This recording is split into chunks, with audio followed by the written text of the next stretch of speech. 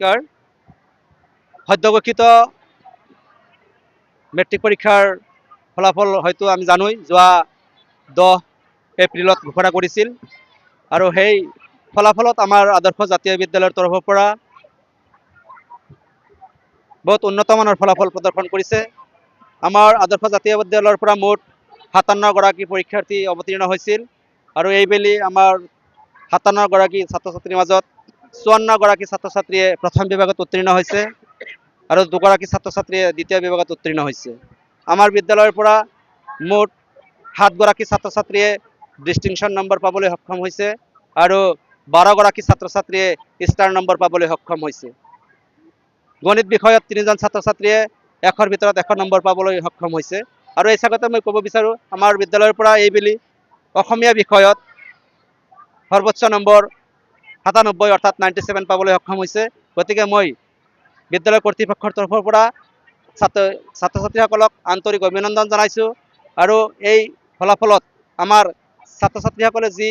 কষ্ট কৰিছিল সেই কষ্টৰ ফল তেওঁলোকে লাভ কৰিছে আৰু এই কষ্টৰ লগতে আমাৰ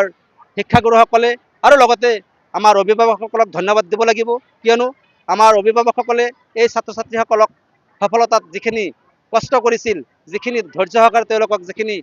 যোগাৰ দিছিল, সেই তাৰ কাৰণে আমি অভিভাৱকসকলক ধন্যবাদ জনাওঁ আৰু লগতে এই ফলাফলত আমাৰ আদৰ্শ জাতীয় বিদ্যালয়ৰ শিক্ষকসকলক ধন্যবাদ দিব লাগিব, কিয়নো শিক্ষকসকলৰ যি নিৰন্তৰ প্ৰচেষ্টা আৰু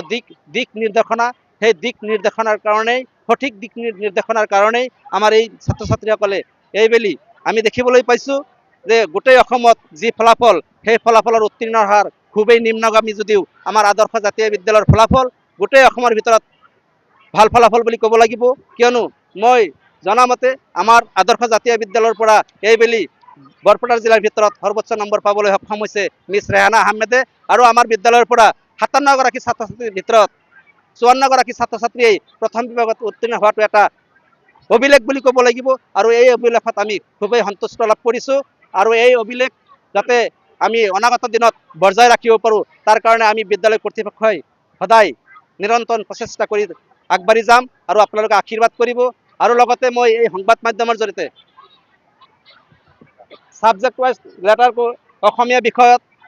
মুঠ 19 গৰাকী ছাত্ৰ ছাত্ৰীয়ে লেটাৰ নম্বৰ পাবলৈ সক্ষম হৈছে, ইংৰাজী বিষয়ত 11জন ছাত্ৰ ছাত্ৰীয়ে লেটাৰ নম্বৰ পাবলৈ সক্ষম হৈছে, গণিত বিষয়ত সৰ্বোচ্চ 25 গৰাকী ছাত্ৰ ছাত্ৰীয়ে লেটাৰ নম্বৰ, তাৰ ভিতৰত 3 গৰাকী ছাত্ৰ ছাত্ৰীয়ে 100ৰ ভিতৰত 100 আৰু বিজ্ঞান বিষয়ত 24 গৰাকী ছাত্ৰ ছাত্ৰীয়ে লেটাৰ নম্বৰ পাবলৈ সক্ষম হৈছে আৰু সমাজ বিজ্ঞান বিষয়ত 9 গৰাকী ছাত্ৰ ছাত্ৰী আৰু ঐচ্ছিক গণিতত 11জনৰ ভিতৰত 7জন ছাত্ৰ ছাত্ৰীয়ে আৰু এৰাবিক বিষয়ত 40 গৰাকী ছাত্ৰ ছাত্ৰীৰ ভিতৰত 17 গৰাকী ছাত্ৰ ছাত্ৰীয়ে লেটাৰ নম্বৰ পাবলৈ সক্ষম